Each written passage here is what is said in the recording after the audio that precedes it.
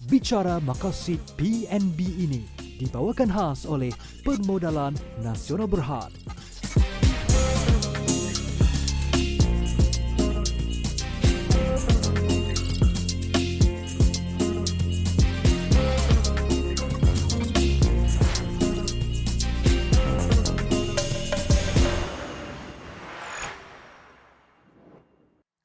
Assalamualaikum warahmatullahi wabarakatuh. Selamat datang ke program Bicara Maqasid PNB 2022.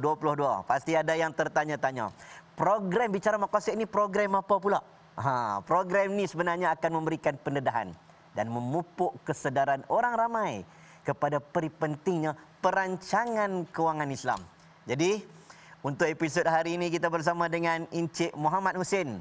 Beliau merupakan Ketua Pegawai Eksekutif dan Pengarah Eksekutif Amanah Saham Nasional Berhad ASNB. Apa khabar Cik Muhammad? Alhamdulillah. Alhamdulillah. Dan personaliti yang tidak perlu kita perkenalkan lagi. Rozita Cik Wan ataupun Cik Ta. Ya. Saya nak panggil Rozita Cik Wan ke Cik Ta? Cik Ta. Cik Ta. Cik Ta saja. Baik, kita akan mengupas topik hari ini berkaitan dengan kaya di sini, kaya di sana. Kalau kaya di sini, kita dah tahulah kaya di sini. Tapi kita nak tahu juga macam mana yang difahami dengan kaya di sana. Tapi sebelum kita berbincang dengan lebih lanjut mengenai topik kita pada hari ini, kita saksikan playback ini terlebih dahulu.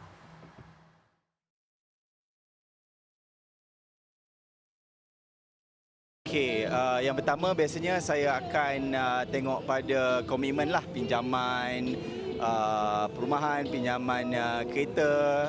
Okey, pertama kali saya akan simpan dulu, lepas tu baru saya sisihkan untuk perbelanjaan-perbelanjaan.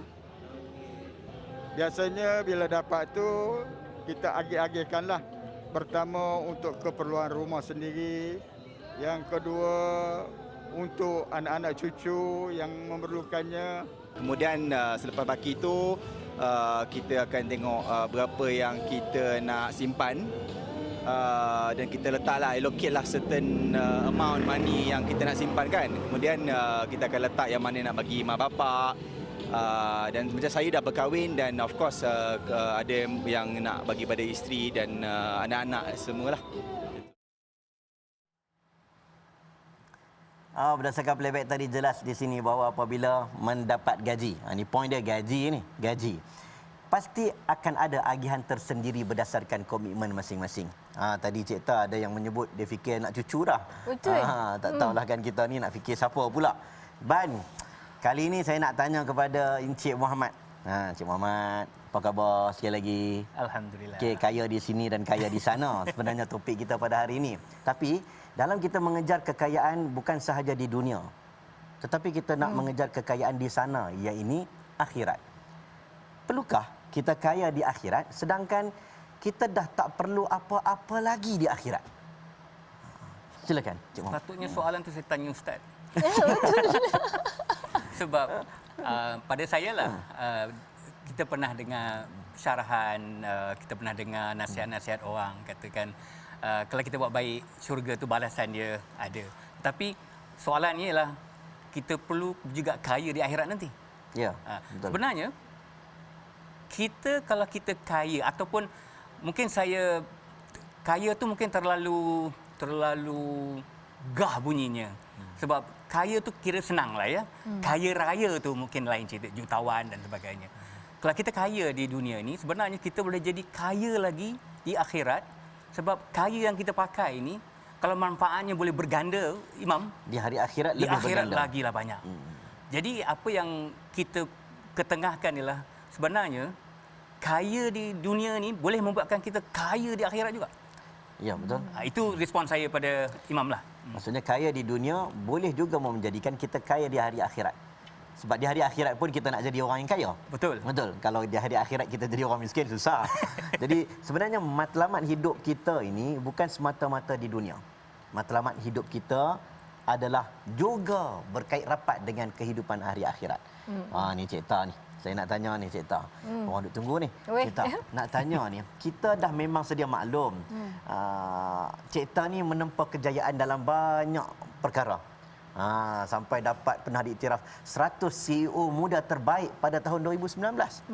Dan saya nak tanya Cik Ta lah, macam mana Cik Ta merancang kehidupan, kejayaan, perbelanjaan, dan mungkin boleh kongsi sedikit kejayaan Cik Ta ni. Okey, sebenarnya bukan mudah ya, bukan senang nak jadi seorang ibu, isteri, ahli perniagaan, dan dalam masa yang sama saya juga seorang selebriti, seorang pelakon yang aktif dalam bidang seni. Jadi pada saya lah, nak jadi apa pun sekalipun, kita kena pandai, orang kata pandai cipta masa, kena ada ilmu, kena tahu hala tuju apa yang kita lakukan, kena sentiasa positif dan jangan cepat untuk putus asa. Macam kadang-kadang saya kadang-kadang bekerja dekat syuting, lepas tu dekat office pun kena kerja, balik rumah pun nak menghadap anak, isteri, anak-anak besar. Kita tak boleh nak ada kata anak aku dah besar tak apa. Tak boleh, hari-hari kena dengar apa masalah dia orang, apa yang dia orang nak kan. Tapi kami tak pernah nampak pun Cik Ta nampak macam stres. Kalau stres pun nampak lawak ya. Tapi tak pernah stres. Sebab itu kita kena buat benda yang kita suka. So apa yang saya buat dalam hidup saya sekarang ni memang benda yang saya suka. So balik pun okey, I nak kena jumpa anak-anak, nak kena dengar apa masalah dia orang, nak jumpa, lepas tu jumpa suami pula. So apa yang penting kita kena ada ilmu, kita kena tahu bahagi masa, kita kena tahulah apa yang kita lakukan, hala tuju kita, dan kita dapat apa yang kita nak. Nak membina kerjaya seorang ibu dan juga seorang isteri. Dan sampai hari ini kerjaya Cik Ta ini, senang ceritalah siapa yang tak kenal Cik Ta. Jadi cuma saya nak tanya Cik Muhammad ni, tadi ada sebut sedikit tentang ilmu. Ilmu ni satu benda yang sangat penting. Betul. Nak dapat akhirat dengan ilmu, nak dapat dunia juga dengan ilmu. Salah satu yang perlu kita tahu adalah ilmu kewangan. Ketika Nabi Yusuf AS, Nabi Yusuf dalam penjara dengan mimpinya yang telah ditafsirkan, beliau memberitahu tentang berapa tahun, 7 tahun merancang dan 7 tahun menabung, dan akhirnya nasihat beliau diterima dan betul-betul perancangan itu menjadi, dan dia diangkat sebagai Menteri Perbendaharaan Negara. Jadi merancang kewangan satu perkara yang sangat penting. Betul. Jadi saya nak tahu sebenarnya daripada Cik Muhammad, apakah perancangan kewangan dan bagaimana nak menerapkan perancangan kewangan Islam dalam hidup kita? Yang tu yang saya. Tapi sebelum tu, nampak macam nak jawab. Okay, kita akan berehat dulu seketika dan jangan ke mana-mana. Bicara Maqasid PNB ini dibawakan khas oleh Permodalan Nasional Berhad.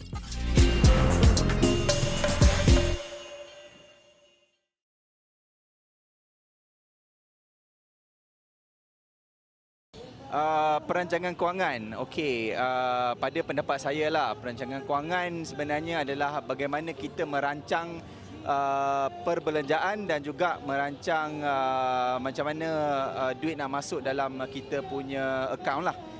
Dulu biasa saya ada buat perancangan berdasarkan jumlah gaji yang kita perolehi lah. Mana saya akan listkan keperluan-keperluan tu, misalnya seperti pembayaran rumah, bayaran insurans kenderaan, keperluan makan minum, keperluan anak-anak sekolah. Perancangan yang baik di mana kita dapat menyimpan untuk di hari yang susah dan juga untuk bila kita usia tua nantilah.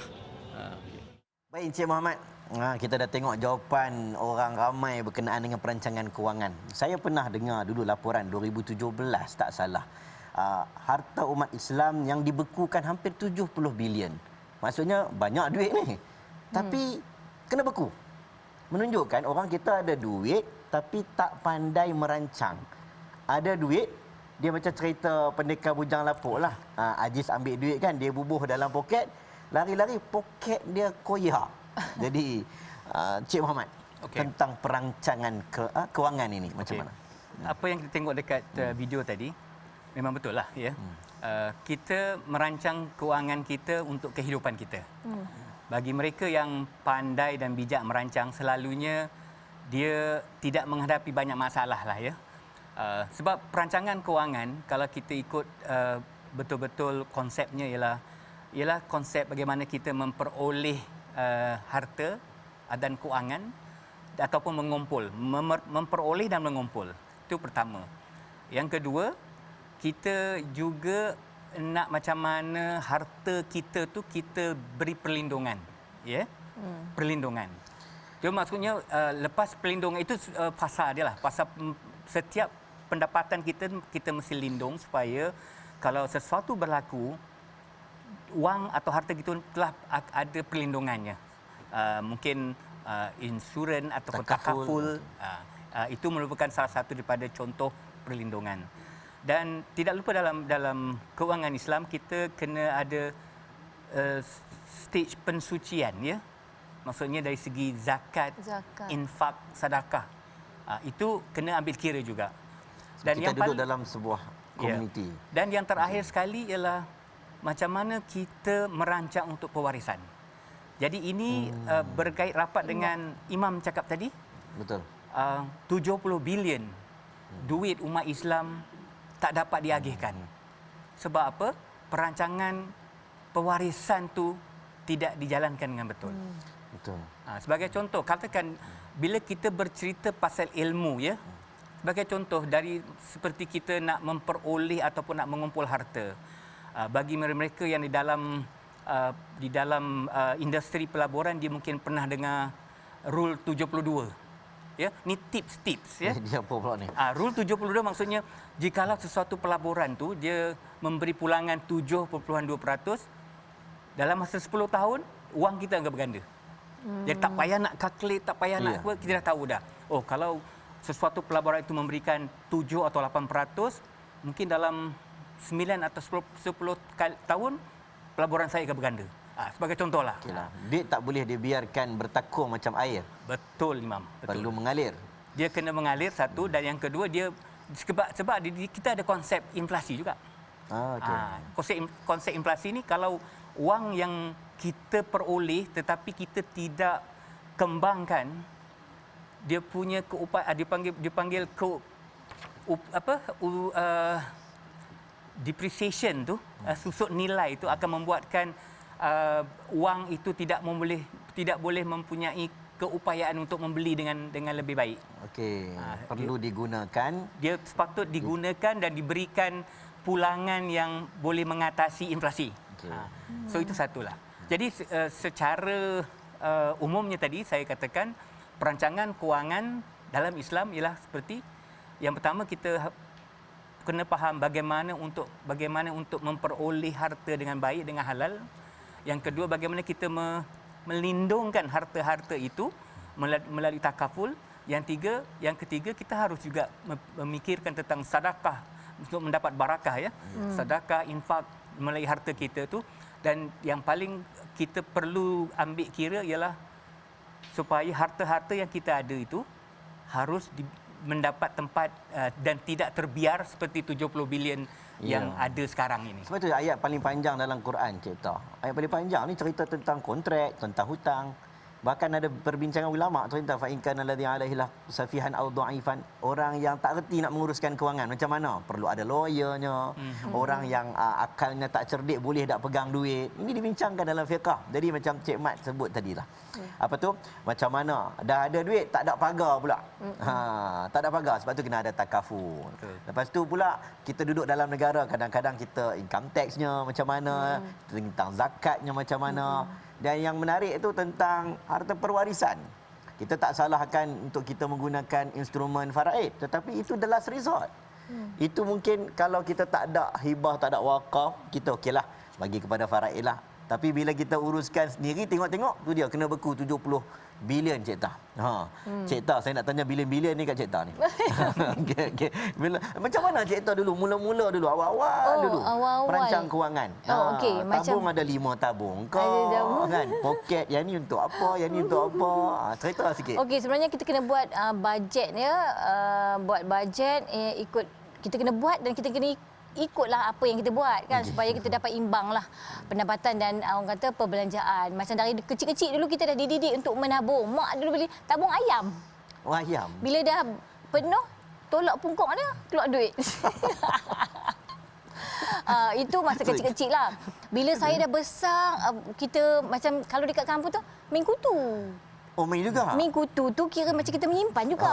Kan? Tapi kita ini dapat... perancangan kewangan zaman dulu ni. Zaman orang kampung kan. Main kutu. Lepas tu simpan memang simpan lah. Memang macam okey, saya dulu 10 tahun dalam perkahwinan tak bekerja. Tapi saya adalah orang kata allowance yang bekas suami bagi. So saya simpan, daripada allowance tu saya simpan.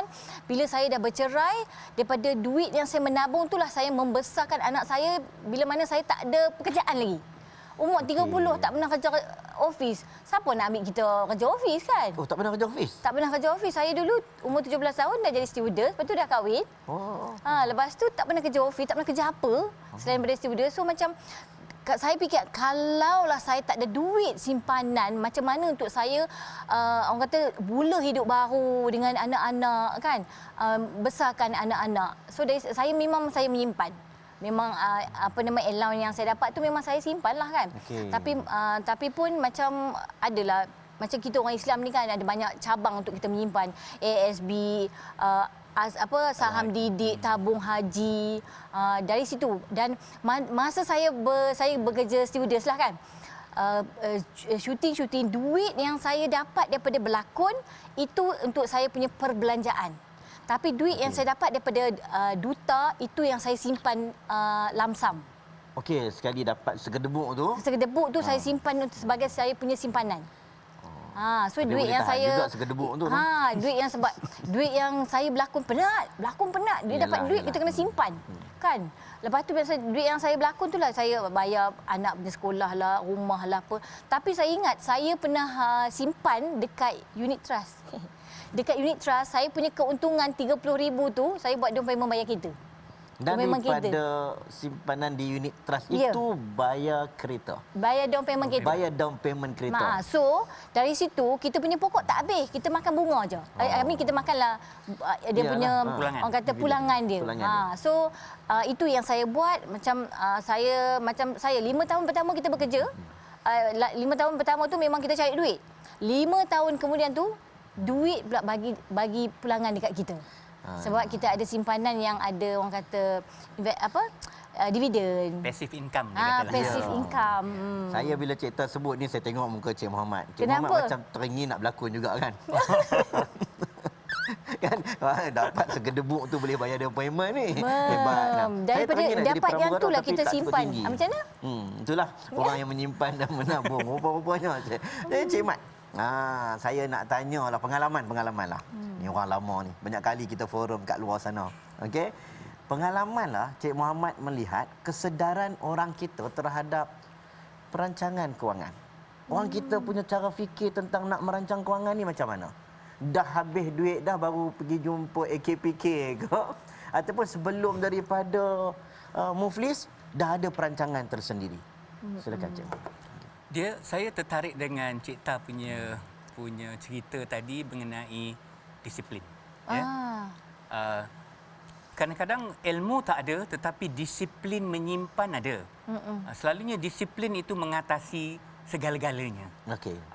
Dan kadang-kadang kita kena ukur baju kat badan sendiri. Jangan terikut-ikut kalau orang putih kata keep up with the Jones sebelah. Maksudnya tidak. Kita kena fikir diri kita sendiri. Tetapi yang paling penting sekali, kesedaran memang ada. Kesedaran untuk nak jadi kaya contoh. Kesedaran untuk nak beli rumah. Tetapi disiplin dan ilmu tu tak adalah. Yang Imam mention tadi, pentingnya ilmu tu kadang-kadang tak ada. Padahal ilmu tu tak perlu kita pergi sekolah. Ya?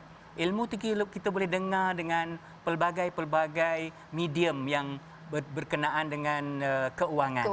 Macam Bank Negara ada program-programnya, SNB, PNB pun ada program-programnya sendiri untuk memberikan penerangan.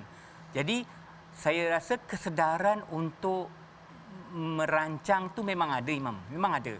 Tetapi cara dan kesedaran ataupun cara dan disiplin tu mungkin kurang. Itu saya rasalah. Ilmu kena ada disiplin. Disiplin kena ada ilmu. Betul. Dua-dua kena ada. Sebab bagi orang-orang Islam dan orang Melayu dan Bumiputera untuk menyimpan selepuk ya kata Cik Tah tadi, kita ada ASB loan sebagai contoh. Itu merupakan kemudahan yang diberi. Tetapi ASB loan perlukan disiplin untuk membayar balik. Ya, betul. So dalam ASB loan tu juga, saya bukan nak promote ASB loan tapi ASB loan tu juga ada perlindungan. Okey. Jadi satu produk yang cukup cantik yang boleh memberikan persediaan ya. bagi seseorang itu untuk merancang keuangan. Waktu dia buat loan dia tak fikir, tapi tak apa. Tapi Kita no, pun ada ASB juga loan ni sangat pandang. bagus sebab dia bagi kita simpanan untuk kita yang tak ada duit.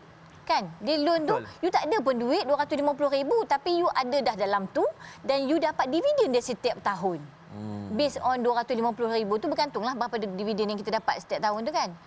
So, ASB loan tu sangat bagus untuk orang tak ada duit tapi nak menyimpan. Tapi macam Cik Mat cakap lah, kena ada disiplin lah. Hang simpan tak bayar, esok lusa tak ada dah duit tu. Iyalah, kan kadang-kadang orang kita tu macam itulah. Dia disiplin tak ada, lepas tu dia pula dengan ilmunya tak betul. Jadi sebab itulah kita dengar cerita PNB adakan seminar. Oh ya. Dan ada lagi? Ada benda-benda selain daripada seminar yang PNB tawarkan? Sebelum pandemik ya, 2 tahun yang lepas, memang kita ada tiap-tiap tahun. Tiap-tiap hari kita ada seminar tu. Tapi selepas pandemik COVID, kita gunakan sebagai digital sajalah. Online saja. Online. Okay. Kita panggil webinar. Webinar. So tak susah. Kita nak supaya orang yang tak faham ada masa, kalau boleh dia just tune sajalah. Dia buka, dia tengok. dengar. InsyaAllah boleh. Memang ada Imam, memang ada. Macam-macam cara untuk kita dapat ilmu sebenarnya untuk macam mana kita nak merancang kewangan kita. Kalau kita tak boleh melalui seminar, kita tengok orang tua-tua dululah. Kan? Bukanlah saya nak sebut teknik itu bagus, menyimpan bawah bantal, tapi orang dulu simpan bawah bantal boleh pergi umrah, boleh pergi haji. 10 orang anak boleh dipelihara dengan baik. Macam mana tu? Sebab mungkin mereka ada strategi bersifat tradisional tetapi dia menjadi. Tetapi kita hari ini macam-macam ada strategi tapi nampak gaya ramai yang tersalah haluannya. Jadi sebenarnya kita banyak lagi kita nak bincang ni. Kita berehat seketika.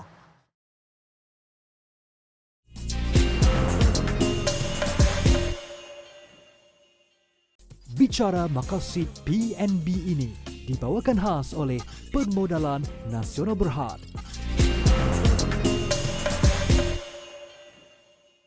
Bertemu kembali dalam Bicara Maqasid PNB. Penonton-penonton di rumah tadi off saja kamera, kami bincang tentang simpan duit bawah bantal. Jadi Cik Muhammad, kita nak tahu juga apa sebenarnya isu simpan duit bawah bantal. Tapi sebelum itu, kita saksikan sketsa ini.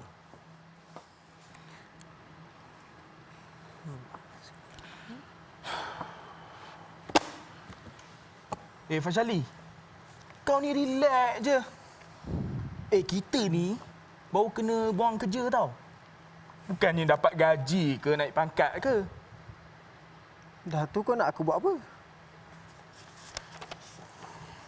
Taklah. Masa bergaji dulu pun, aku ni kikis duit tabung tau. Sekarang ni, dah tak bergaji. Macam mana? Betul lah tu. Dan kalau kau fikirlah kan, sekarang ni susah betul nak cari kerja kan? Bersaing. Kuat betul dekat luar tu. Betul tak, Wazin? Yelah. Tapi, kau tak ada simpanan ke? Aku tak ada simpanan. Cuba kau tengok muka aku. Pandai kan? Mestilah ada. Kita ni kena prepare. Kena buat simpanan awal. Tengok macam kau. Gelisah. Yelah. Gaji aku pun ciput. Macam mana nak buat simpanan? Kau ni tau. Sikit-sikit bagi alasan. Gaji ciput lah. Itu ciput lah. Ini ciput lah. Kalau kau tak ikut orang, tak jadi macam ni. Kita ni bro, kena bijak membuat penyimpanan. Faham? Macam mana kau buat? Tengok orang bijak berkata, 80%, 10%, 10%. Apa tu? Aku tak faham lah. Kau explain kat aku. Formula dia begini. 80% keperluan. 10% kehendak. Kehendak. Dan 10% lagi pelaburan dan simpanan. Gaji kita pun 3,000 tau. Macam mana nak buat simpanan? Aku dengan kau gaji sama. Tapi membezakan aku dengan kau, aku tak ikut orang. Kau ikut orang. Tengok. Orang beli kereta Honda, kau beli kereta Honda. Bukan Honda biasa. Honda Civic.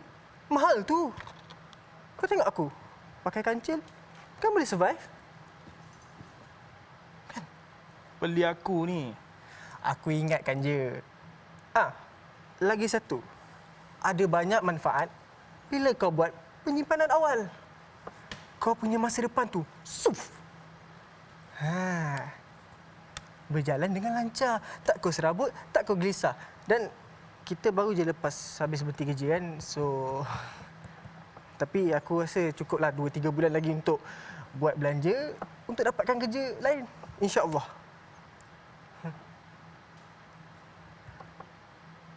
Kenapa kau pandang aku?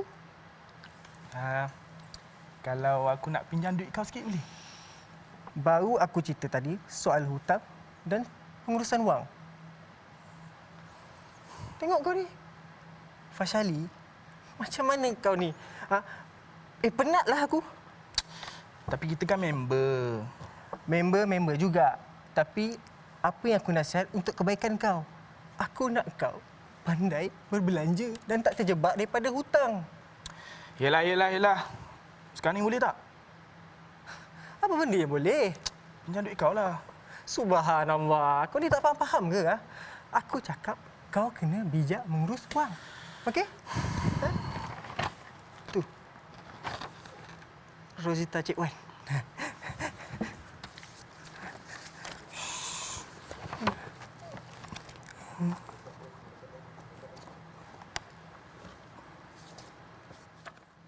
Sikit sah tadi.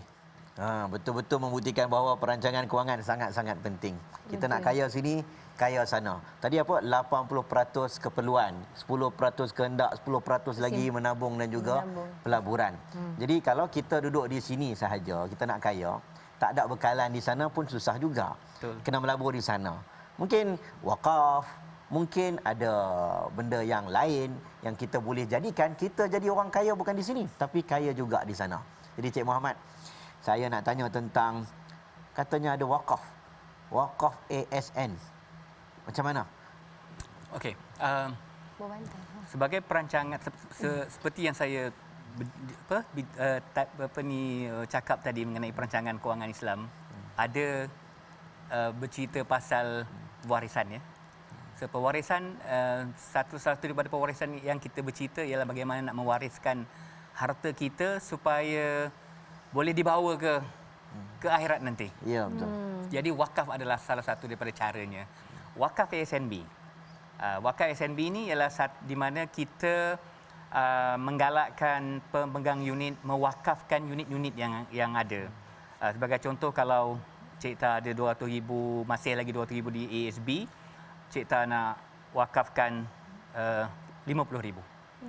Jadi 50,000 tu yang Cik Ta wakafkan, yang diwakafkan hanyalah dividennya saja. Pokoknya tidak. Pokoknya tidak. Kekal. Maksudnya sekarang apa yang ASNB cuba nak buat ialah kita cuba menguruskan wakaf tu disalurkan kepada penerima-penerima supaya pewakaf tadi akan mendapat manfaat setiap tahun. Bagaimana ASNB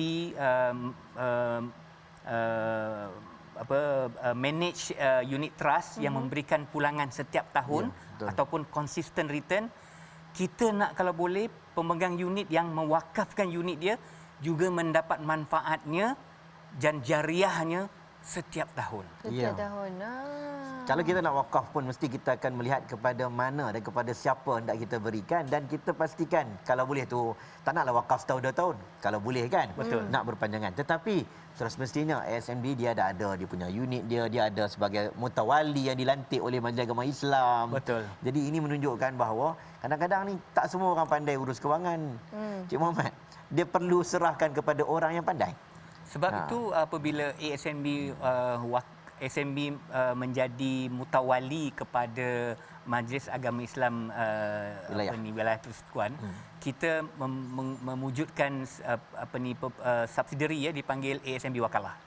Jadi ASMB Wakalah ni tugasnya ialah mengurus wang-wang wakaf yang unit amanah yang telah diwakafkan. Jadi apabila wang unit amanah itu diwakafkan, unit dari segi dividen tu digunakan untuk disalurkan sebagai projek-projek wakaf. Baik Cik Ta, saya nak tanya tentang kaya di sana. Orang nampak Cik Ta kaya di sini kan. Kaya di sini kan. Tapi mungkin dia sebenarnya ada benda yang itu bidus sadaqati fa ni'mah. Benda yang dalam Quran sebut kadang-kadang kita tunjuk contoh teladan yang baik, kita bagi inspirasi pada orang lain. Tentang sebenarnya kita ada perancangan untuk kaya juga di sana. Betul. Jadi saya nak dapatkan sedikit tips daripada Cik Ta sebenarnya. Boleh kongsikan? Boleh. Macam mana kita nak jadikan kita ini bukan setakat kaya di sini, tapi kaya di sana.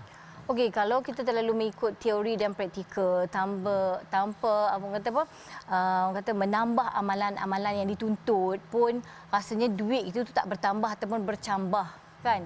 Jadinya kita kenalah bagi zakat pendapatan, sedekah, yang mana zakat tu menyucikan pendapatan kita, yang mana sedekah tu meningkatkan lagi takwa kita ataupun bagi kita rasa macam bersyukur dengan rezeki dan nikmat yang Allah bagi, betul.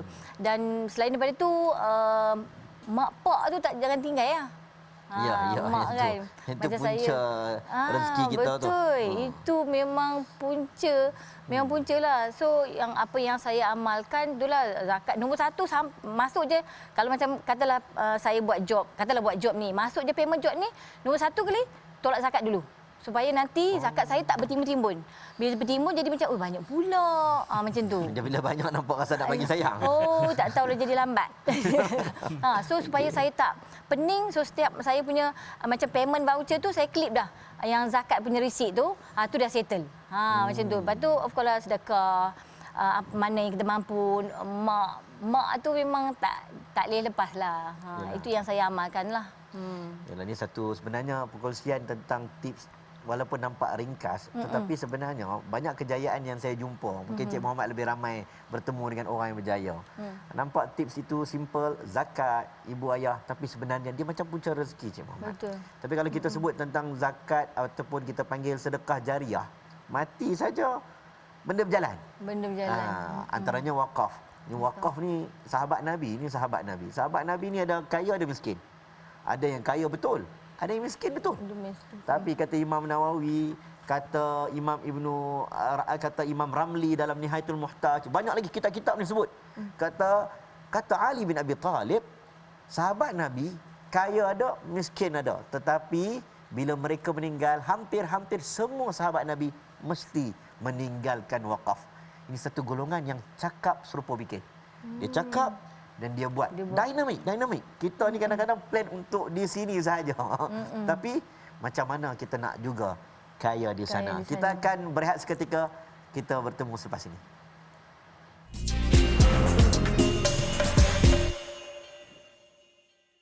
Bicara Maqasid PNB ini dibawakan khas oleh Permodalan Nasional Berhad.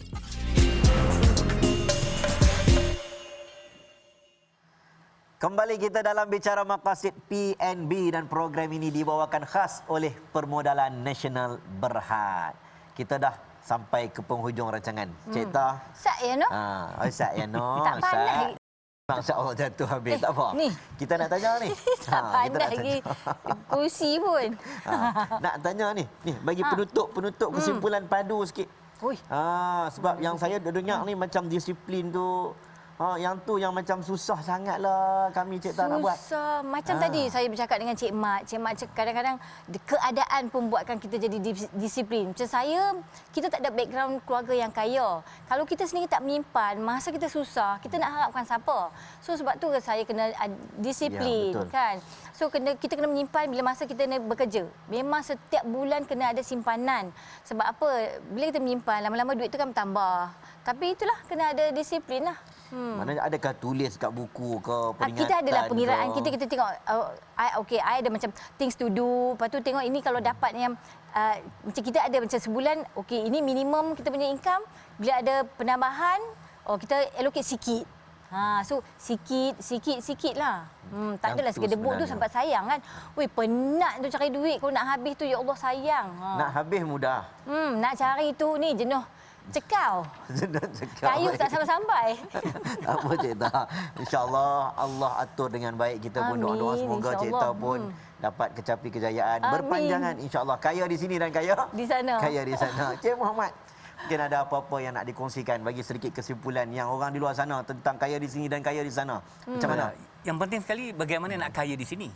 Jadi kita kena usahalah bagaimana untuk memperoleh dan mengumpul harta atau dan keuangan tu. Bagi mereka yang ada yang saya tengok buat 2-3 kerja untuk memperoleh tambahan untuk menjadi sedikit senang. Jadi kita tak boleh cerita yang kedua, ketiga, keempat jika kita tidak peroleh, tak ada cara nak mendapat tambahan perolehan untuk mengumpul keuangan. Tu yang penting, itulah yang kalau kita dah disiplin yang itu, insya-Allah kita fikirkan bagaimana untuk melindungkan harta itu dan membuat pensucian dari segi infak dan zakat, dan kemudian bagaimana nak membuatkan harta yang kita ada itu boleh kita buat dan kita orang kata hantarlah ya. Kita hantar ke akhirat kemudian. Ke akhirat. Ya. Maksudnya kita buat penghantaran kurier ke sana. Pahala berkekalan. Betul. Tapi kita kena kaya dekat dunia ni lah. Sebab kita kena kaya baru kita boleh orang kata buat amal jariah kan, bantu orang, sedekah, hantar orang tu, hantar orang ni. Khairun nas anfa'uhum linnas. Baik-baik manusia adalah yang paling banyak memberi manfaat bagi manusia lain. Jadi saya sebenarnya kita pun nak dekat kaya dah ni. Saya nak tanya jugalah kan, kaya sini kaya sana. Mungkin Cik Ta, preparation untuk kaya. Mau palai baju? Saya sebelum masuk tahun ni, preparation untuk raya dah settle. Sebab saya tak nak masa bulan puasa ni, saya tak nak macam baru nak cari baju, baru nak fikir color, baru songkok tak muat. Nak tak raya pun disiplin juga, no? Betul. Betul Cik Mat. So butan baju Melayu pun dah pasang Cik Mat. Tunggu takbir raya je ni. Cik Mat pula macam mana? Raya sebab kita dah berapa tahun ni 2 tak beraya ni. raya. Orang macam nak balas dendam Cik Mat. Orang ni tak kira disiplin tak disiplin. Ni raya ni memang all out. Secara personalnya saya tak ada buat apa-apa pun itu. Orang lelaki. Orang lelaki kan. Tanya orang lelaki. Memang tak ada buat apa-apa. Bini dah ni bersengkam mata dah Dia tu. bagi kad saja. Kad saja. Dengan harapan orang rumah berdisiplin. Baiklah, terima kasih kepada kedua-dua panel di atas kesudian berkongsi bersama kami pada hari ini. Ternyata perancangan kewangan bukanlah sesuatu perkara yang boleh dipandang remeh. Tanpa perancangan ia boleh menjurut diri kita sendiri. Mungkin esok, mungkin akan datang, kita tidak tahu. Na'uzubillah. Semoga kita dijauhkan. Namun, perancangan kewangan berlandaskan syariat Islam amat penting demi kesejahteraan kita hidup di dunia dan hari akhirat. Ingat, bukan kaya di sini sahaja, tapi kaya di sana juga. Sekian daripada saya, berjumpa lagi di minggu hadapan. Assalamualaikum warahmatullahi wabarakatuh.